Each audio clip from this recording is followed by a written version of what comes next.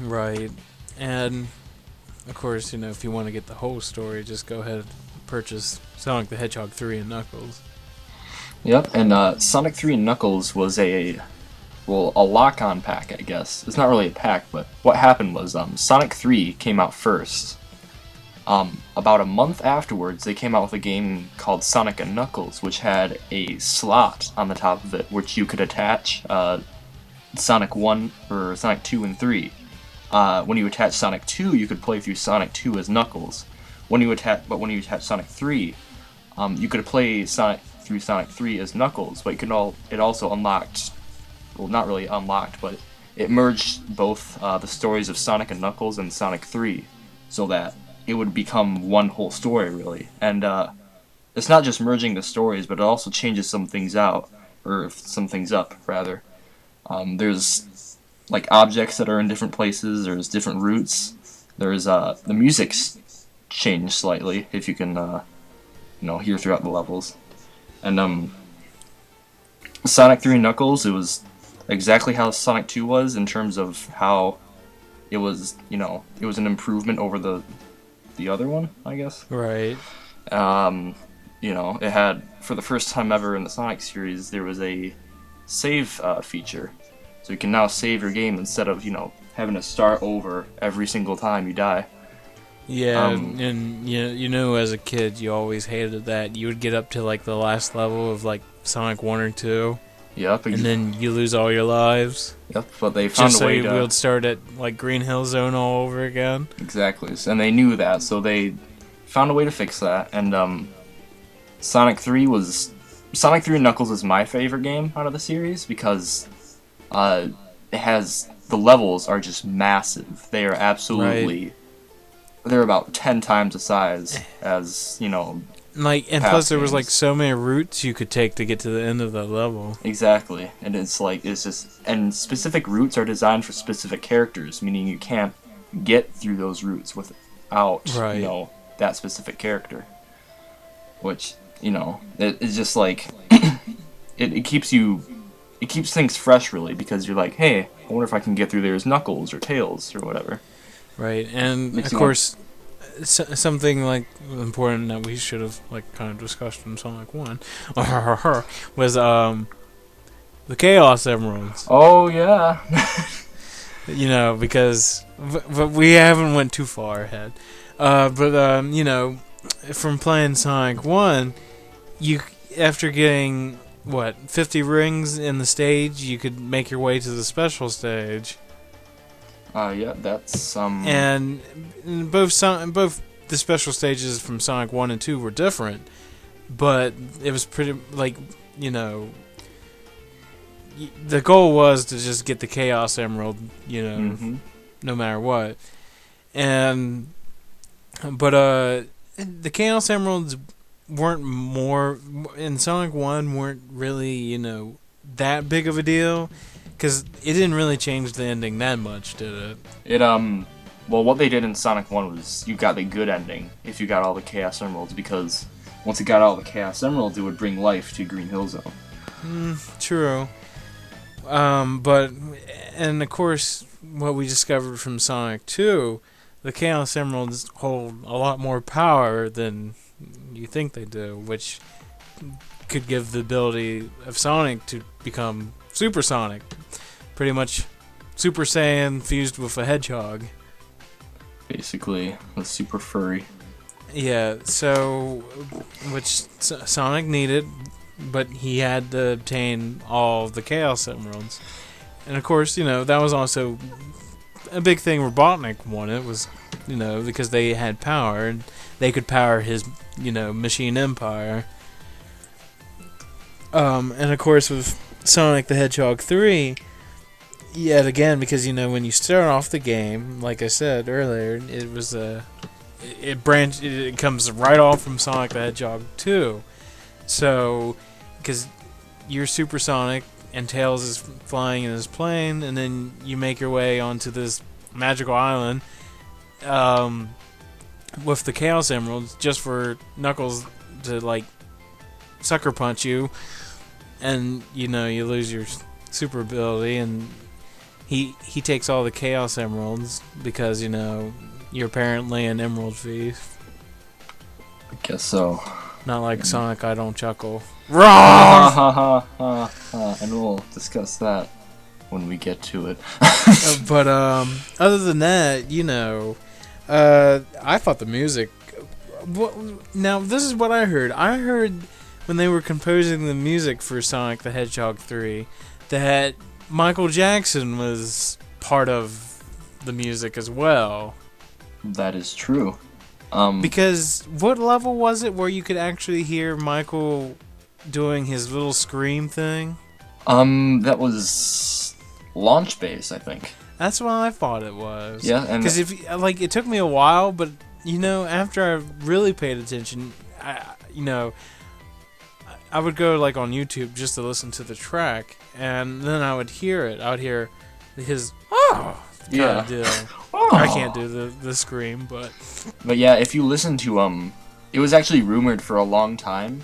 Like there are people who said it was wrong or whatever, but just about a year ago, Summer Sonic 2010, I believe, Jun Senoi actually confirmed that that he did work on the soundtrack, but he wasn't credited in the credits because he didn't like the low qualityness of his work, because the Sega Genesis can only handle so many sounds. So right. you know, it can't be as, you know, high quality as, say, whatever they have back then. Right. What would it be records or CDs? That was the 90s. I don't think CDs weren't that big. I think it was like cassette tapes. Cassette tapes, yeah. I don't think it was until like late 90s, early 2000s when things like CDs were, you know, going to become popular. Yeah. But yeah, if you listen to a lot of the music, you'll hear little bits from songs that he's already composed. Like you'll hear a bit of Smooth Criminal in there on Icecyrpt. And there's some song, I don't remember the name of it, but he snuck a little part of one of his other songs into what was it? Casino Night. Oh yeah. Or not Casino Night, Carnival Night. Huh? Not Casino Night, Carnival Night. Yeah. Wrong night. I've heard that. Yeah, Casino was in Sonic 2. But let's see here. Sonic the Hedgehog 3 also enters a little bit more to the story and a little bit more power from the Chaos Emeralds, which were the Super Emeralds. Yes, and you can only get these if you attached the Sonic and Knuckles, or if you were playing Sonic 3 and Knuckles, if you attached both the cartridges. And this would make you into Hypersonic, correct? Indeed. And Hypersonic was like Supersonic, but hyper. But hyper, and like he would flash many colors, and you know, he was the shit. But you had to like really work for it. Yeah, basically. Not as hard as in Sonic 2, but right. Like I think I like the special stages.